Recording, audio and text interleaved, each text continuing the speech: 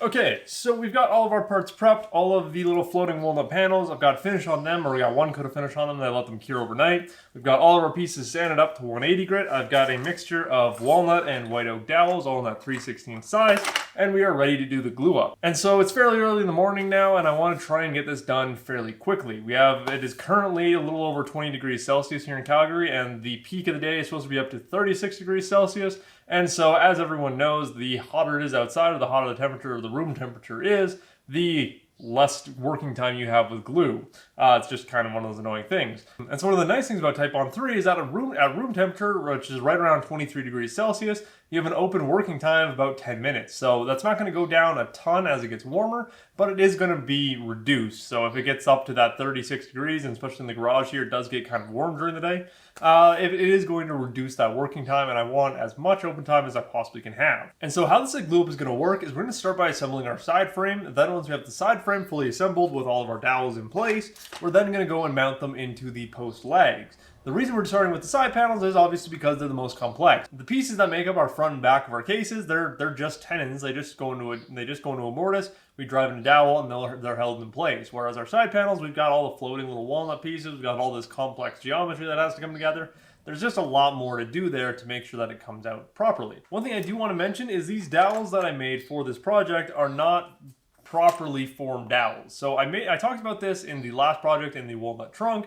But when you're making formed dowels, generally what you want to do is you want to split a piece of wood with a hatchet. That way, when you're forming the dowel through the little steel hole, it follows the grain pattern of the dowel and creates an extremely strong dowel.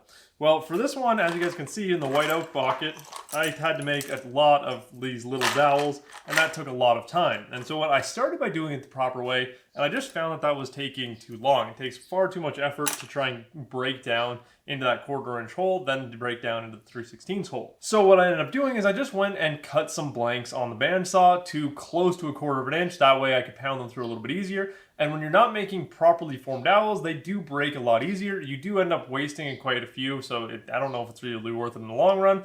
But the reason I can do that on here, and I don't have to use properly formed dowels, is because we're not draw boring. If we were draw boring any of the holes that we put on the tendons on here, you have to use properly formed dowels, otherwise they're just going to break as you try to pound them in. But these ones are going to be plenty strong enough for what we need, and they're not really doing anything for holding power. They're adding a little bit of extra holding power, but the glue is going to be what does the most. The dowels really are just for alignment in this project.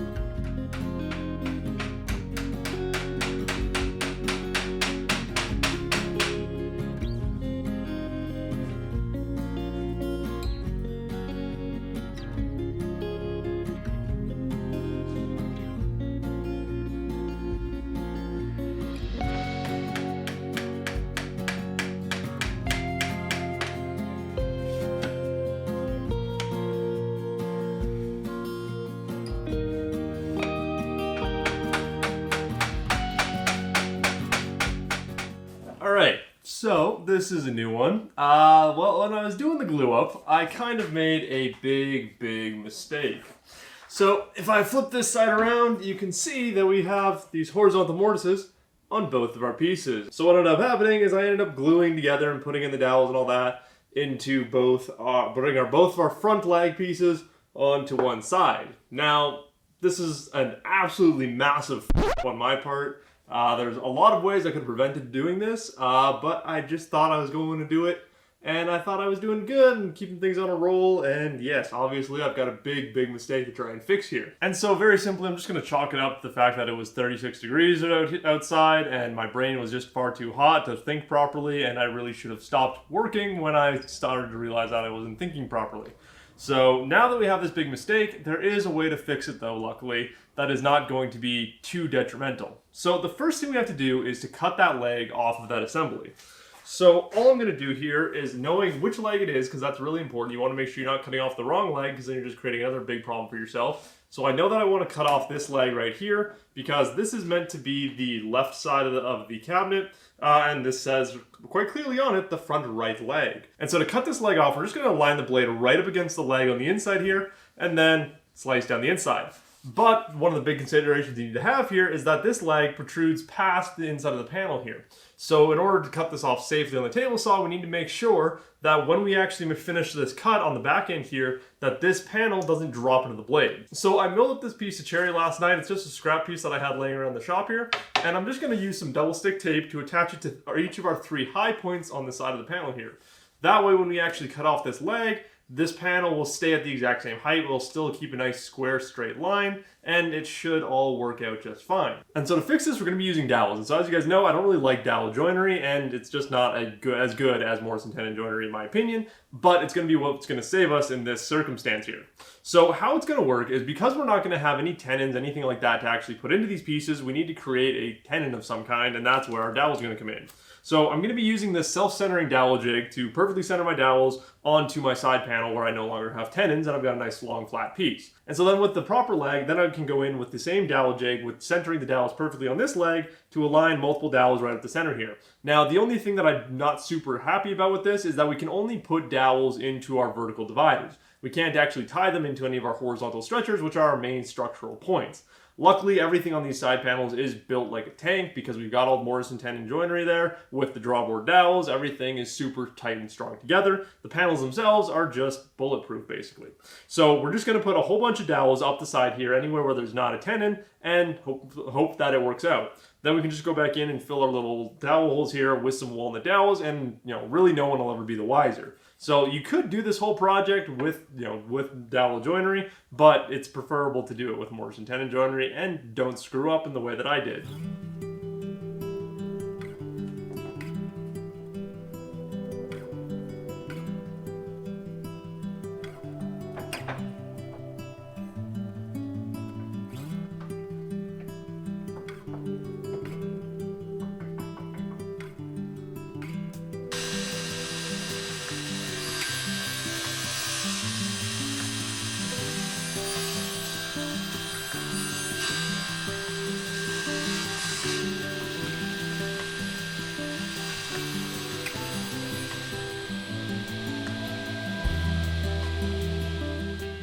And so this is actually kind of an interesting thing to look at, because I've always wanted to do, make a Morrison tenon joint and then cut it open. I just never really wanted to do it on a project. So the fact that I get to do this now is actually pretty interesting, because you can see here where we cut, and I made sure to cut proud of the leg because I didn't want the table saw blade to be riding against here. And so anyway, you can see how well Morrison tenon joinery works.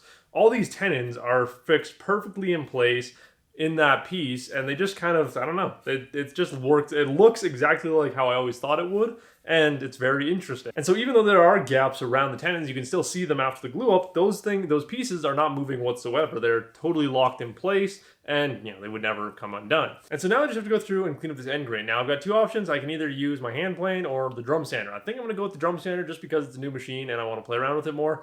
But that's really the only reason. The hand plane, the only reason I'm kind of afraid to use it, even though it might be a little bit faster, is just because end grain can be a little bit of a nightmare, and I don't have a super sharp blade in there, and there's quite a bit of grain direction change in this piece, so I don't want to risk getting tear out at this point, because I want to try and keep this leg as thick as possible. I don't want to change anything about it other than this areas where I obviously have to.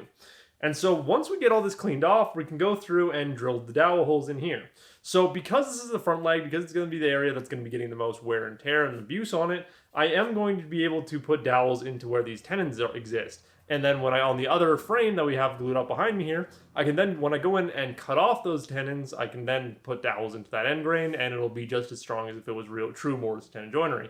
We'll also do a bunch of reinforcement with dowels all the way along the edge, just to make sure it's a little bit extra strong, because again, I don't quite trust dowel joinery nearly as much as I do genuine mortise and tenon.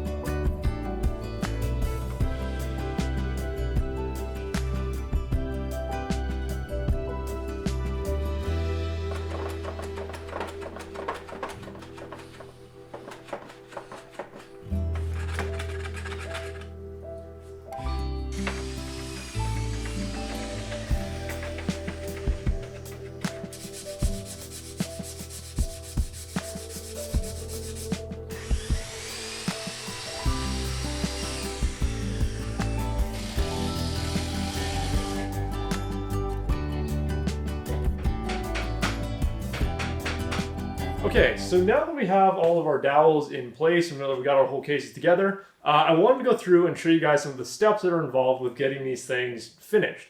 So as you can see, this one I've already gone through and cleaned up with the dowels. I've done all the finished sanding on this, and this one in particular is done and ready to go on to the next step. The one that is beside the camera right now that you guys can't see is still yet to be done. So all the footage that you guys are going to see is going to be of that case.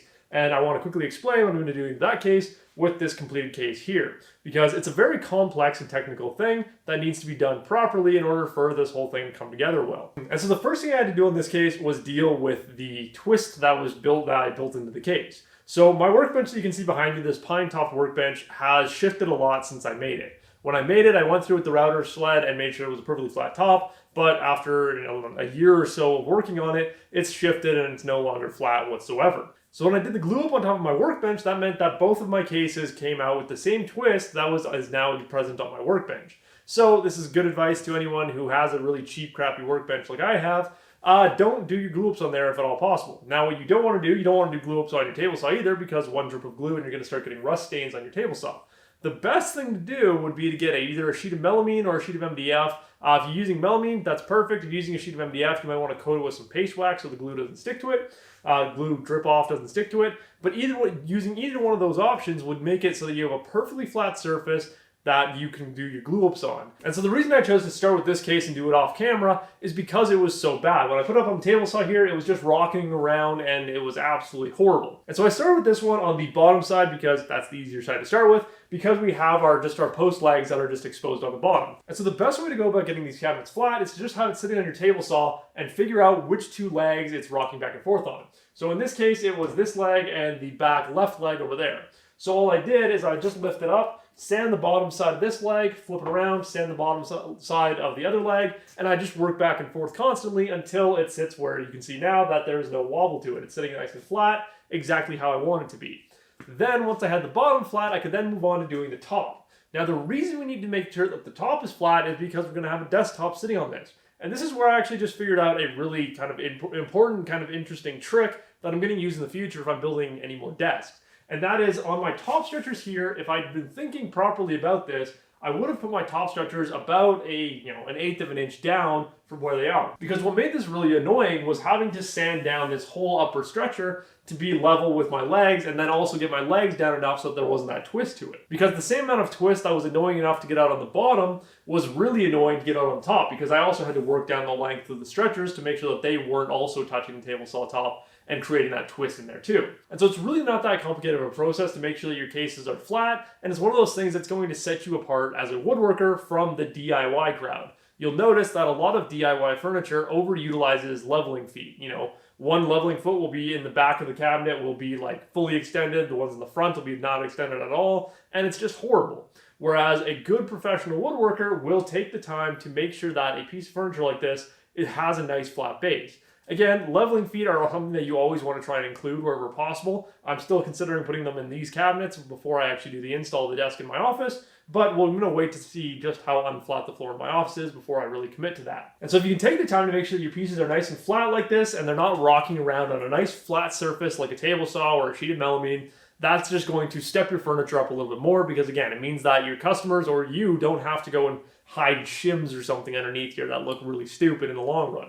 It's just going to be a nice flat surface that you can put on any piece of floor and should work out just fine.